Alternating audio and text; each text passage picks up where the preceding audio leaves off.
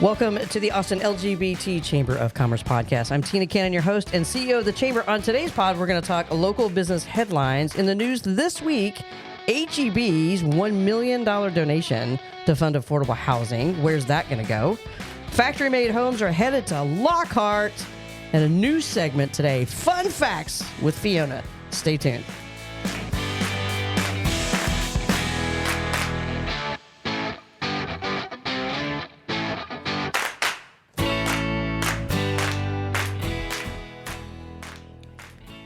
Welcome back. I am joined with Amy, Colton, and our newest addition, Fiona. Hooray! Hello. Welcome, Fiona. They're loving you. It's getting real squeezed in here. BO is real. Oh, God. Excuse me. Speak for yourself. Yeah. Welcome to the pod. Welcome to the chamber. Thank you. I'm going to tell folks a little bit about you. I am thrilled to be here. Thank you very much for having me join the team. Yeah. We're so excited to have you. It's Yay. I mean, I've been a member since about 2020, I think, about 4 years. So Yeah? I feel like I'm just getting closer into the family. I This is feel you creeping were my way in. an award nominee last year or the year before. Last year. Yeah. Yeah. Rising Star Award nominee last year, but That's I right. couldn't make the gala because I had to go.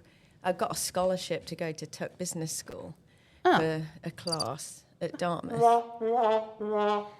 Wait, did I hear crickets and then the womp womp? Yeah, I think bet she Are hit you, the wrong what are you, bored? How rude. I think it's great. That's fabulous. And then Amy was an award winner at the gala a few years back, too. So if you're coming to the gala and you're a nominee, you'll probably just start working here after that. It's great. I think, yes. There's a trend happening here because Julie Nolan essentially is on staff by proxy, isn't she? Yeah, agreed. Same with Todd Hogan. Todd Hogan, also award winners, right, in the past. Yes. Yes.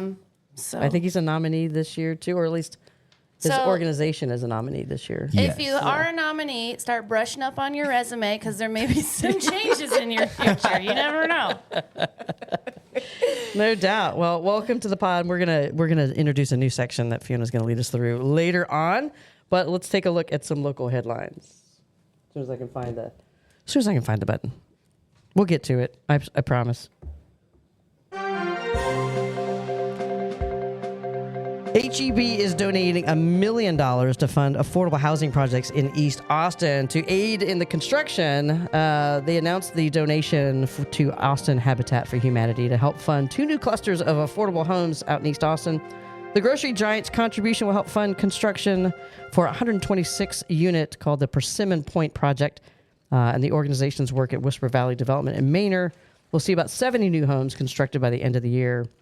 Austin Habitat for Humanity is still fundraising to cover about another $2.5 million needed to complete the project. So please give generously this holiday season to our friends over at Habitat for Humanity.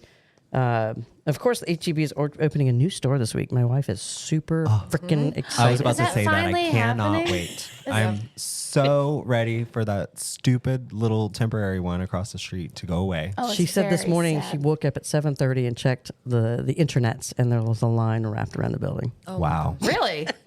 Yeah. For the new one? Yeah, and 600 parking spots are in that garage. The one That's at- great. So it's Old Torf and Congress. Yeah. And you can Nobody works harder than your HEB. Nobody does. Nobody does. and you can get a margarita and go shopping. I love What? that. No, seriously. Yeah. At the It's new one? At the new one, because you know the other new one on. Lake Austin? Yes, thank you. One of my neighbours, we're really good friends, and we specifically go to that HEB to have a margarita with the intention of going grocery shopping. I But love we this. end up having like 2 margaritas and then walking around the store looking at all the pretty things and going home. Oh, you know what? Central Market's a trap. Whole Especially. Foods has that you can sit and have a drink as well. Yeah. Well, I think this new HEB also has a place for live music. Oh, Like a stage, Yeah. right? Wait, get- Outside? the Yeah. new one? Yeah. Oh my God. I'm pretty sure. Or it was at least in the mean- I mean, the original date plans. night possibilities in this town.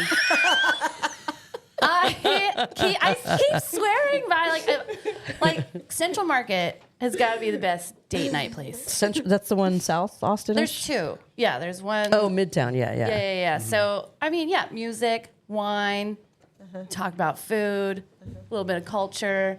If you're like me and you try to get the purple cauliflower out of the ice wall, they all come tumbling down, a little bit of banter.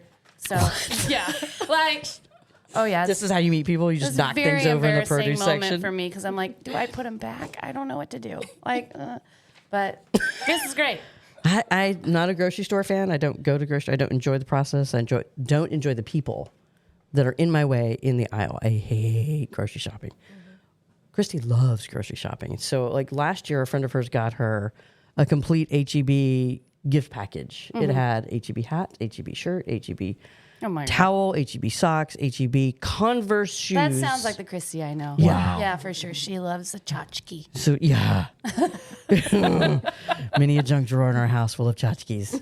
Okay, but the construction thing. Yeah, back to the housing and affordable housing. This is great. This is cool. So this is multifamily style, or is it? Multifamily style. It's going to be great because the one thing that people always struggle with in the city is affordability and access. And so instead of having affordability so far out of town, this is pretty close proximity out in East Austin. So do we know how close it is to public transportation?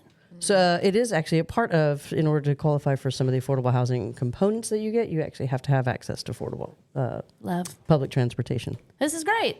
And Habitat for Humanity is really awesome too. They are the best.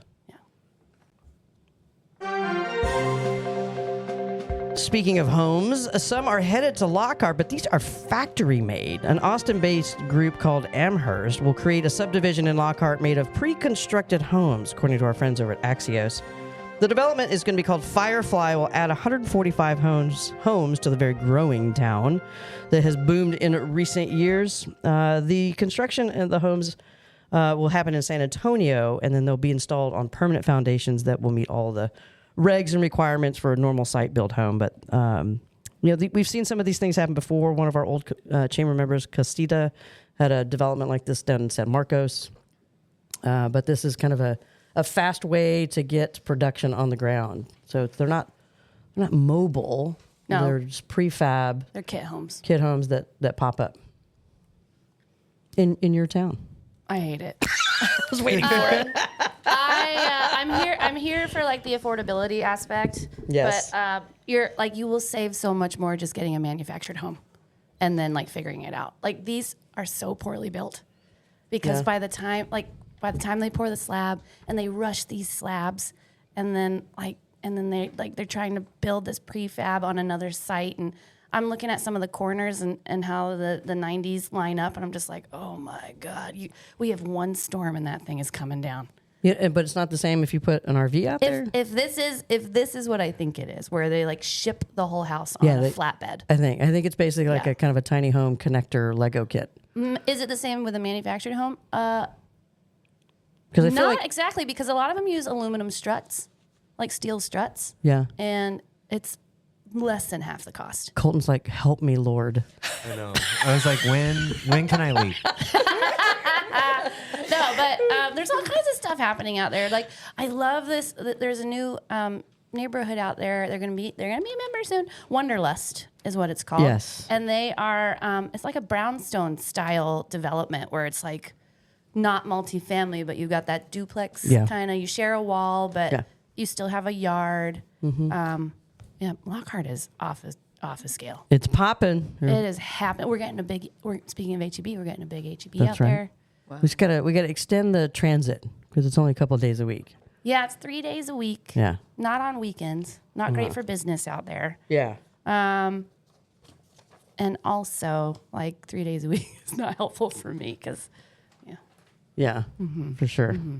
I was wondering about the sustainability of these prefab houses. Do we know anything about that? We don't know a goddamn thing here, Fiona. Okay. it's probably, yes, truly, it's like shit. It's like shit yellow pine, all twisted.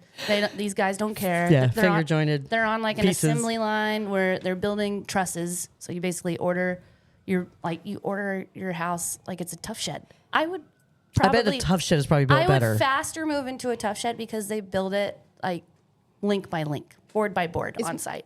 It's making me think of fast fashion for the housing industry. Yeah. The 3D printed houses in some of those Asian countries are cool. There's a whole development north of Austin. I think it's in Georgetown Really? that has the 3D printed homes. I think we've talked about this. yeah. I think it was on a previous pod. Maybe we were drinking. I like the printed 3D printed stage at the Long Center. So I'm tired of houses. Thank you for that contribution, Colton. What's the material? I was like, Is I'm it about like to a resin? Strut right out of here. That's one thing I don't know anything I toured about. the Casita ones that were down in San Marcos. So they are basically a tiny home, or a stacked tiny home. I will say, like, the efficiency of it is great in the sense of like the space that it takes up is a small footprint.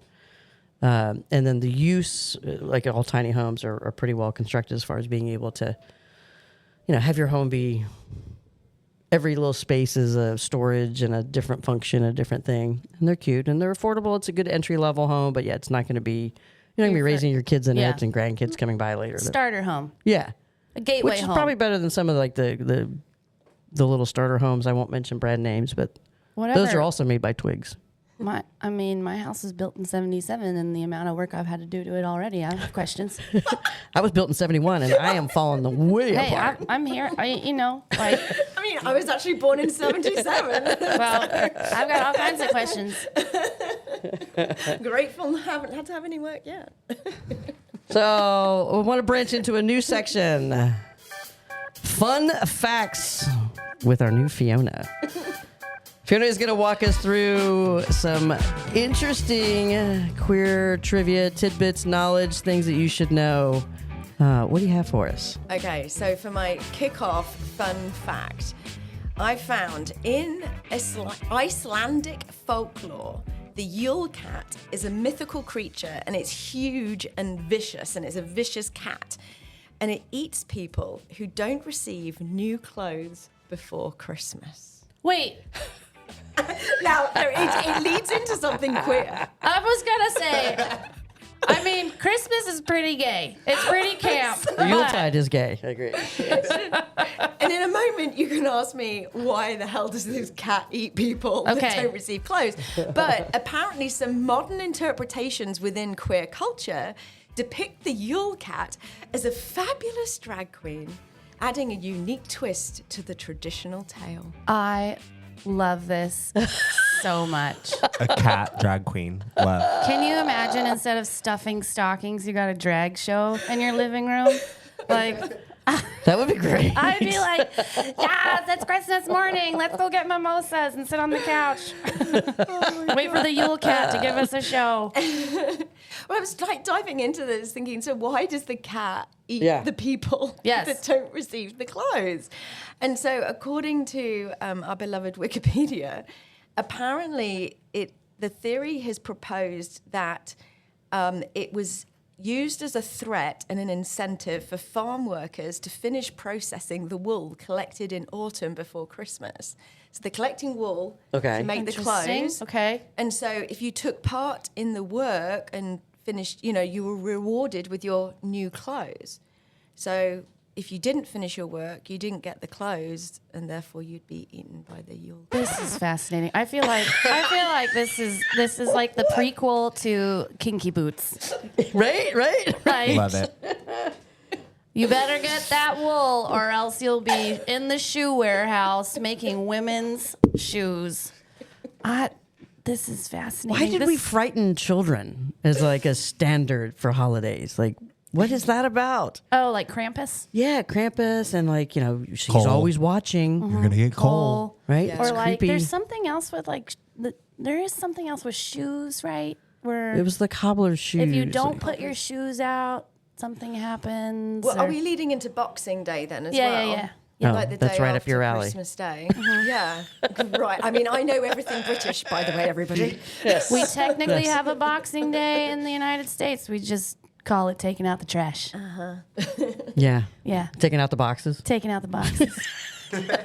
Whereas, in fact, in the UK, where we take care of our people, we give away our used clothes and shoes on Boxing Day. So That's pack great. it up in boxes and give, our Okay. servants. Is there like a and house mean cat staff. that comes with it? No, that's over in Ice. This is way more of a queer fact than I was ready for. Right? Right? Yeah, I was like waiting for like, did you know that the first astronaut? Like, Nope. She went with. We really went there, and now I have to go watch sci-fi. Now I want to put my cat in drag. Yeah, I'm gonna watch Lost Girl on repeat. I'm gonna have to do the whole thing, all the folklore. Plus, your cats go have cute names, so like they should be in drag. Yeah, yeah, and the boy cat is definitely gay. He's gay. My boy dog is Elton John. definitely gay, Well, yeah. but he doesn't have a gay name. He's like a really he's named after Winston Churchill. So Well, yeah. that first Not name. gay. Yeah. Never mind. Winston Jameson Churchill, but he does love a turtleneck. Nice. Yeah. Nice. All right, Colton, what do we got for big chamber event to round out the year? We have a giant event coming up this weekend, the 2024 Business of Pride Gala. The theme for this year is the Queer Frontier. You can go to businessofpride.com now and check out the auction items a little bit early. There are still a few individual tickets left, so you can buy those at businessofpride.com.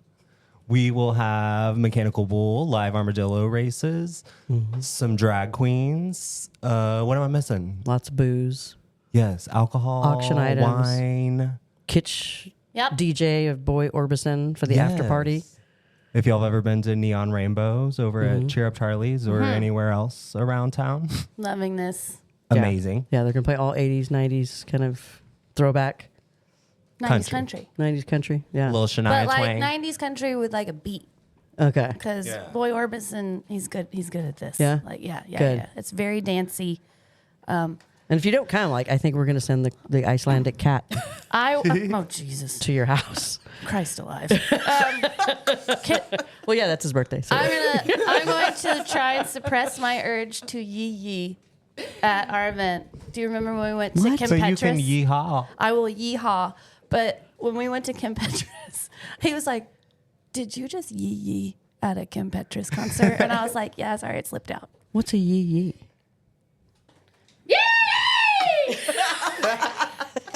I was like, I can't. Thank you for backing away from the microphone. That now everybody on our floor is probably like, what What is just happening in there? Yeah, all 4 people that are here on this very dreary day. Oh man, I'm so excited for the gala. This is Me too. oh man, I gotta get some sleep.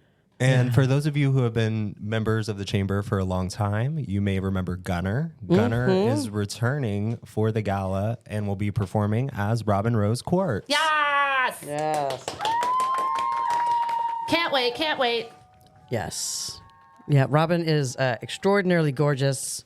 Her legs are obscenely ridiculous. The first time I saw the performance, one of Gunner's performance, or Robin Rose's performance, I didn't know it was Gunner, and so I was just having a good time. I was hooting and hollering, and I was like, "Damn, she's got great legs!" And I'm just like, "This is ridiculous." And so after the show, Robin Rose comes over, and she's still in character, and she's like, "Hey, girl, what's going on?" And I'm like, "Good, having a good time." And finally, she's like, "You don't really know me, do you? Don't know who I am, do you?" And I was like, "No." And then he's like, "It's Gunner." Like, oh my god! Oh my god, I didn't know you did drag. how so funny! confused. I love that. The Gorgeous. magic of a high heel, though. For Wow, these it's just very his persona is just very artistic. Like Yeah. Robin Rose is like just beautiful. The outfits that she wears, the makeup is on point. And so that's why I encouraged her years ago to pick up her toys and go to New York City and be a badass bitch in New York. love it, Yeah. And she's killing crushing it. killing it in New York. Yeah. Yeah. So we're excited to have her back for one night only in Austin. Yeah, we have all the things. There will not be like a stalled moment in this evening for anyone. No. So drink some No, water. no. Get some rest Friday night, right? Yeah. Hydrate. Hydrate. And be prepared for a good time. You know, Yeah. maybe do some stretches before you hit the dance floor. Stretches. Yeah, right, this is good. We did have someone on the floor of the dance floor a couple years ago. Excuse me? Yeah. Yeah. Yeah. The dance floor can get pretty. Like, were they Pretty good. break dancing or did they fall on their face? They broke dance. Both. They Both. broke Well, dancing. that is humiliating. Wow. Okay. I try and avoid the dance floor. I have zero rhythm. I have three left feet. It's not good. It's definitely going to take me some liquid courage to get on that mechanical bull. I'm getting on the bull. Before I get thrown off of it. I'm getting on the bull. We need to get Todd Hogan. If you were listening, you were getting on that bull. I'm going to tell that bull handler to give me his worst. So. I just can't wait to watch Big O Queens get up on that bull. Yay! What is it? Oh, God. It'll be good stuff for sure. Well, as always, thank you for joining us. If you want to learn more about becoming a member of the Chamber or our events, you can go to AustinLGBTChamber.com. You can listen to our show every Friday at noon, wherever you get your podcasts. Thanks, and be sure to follow us. We'll see you next time.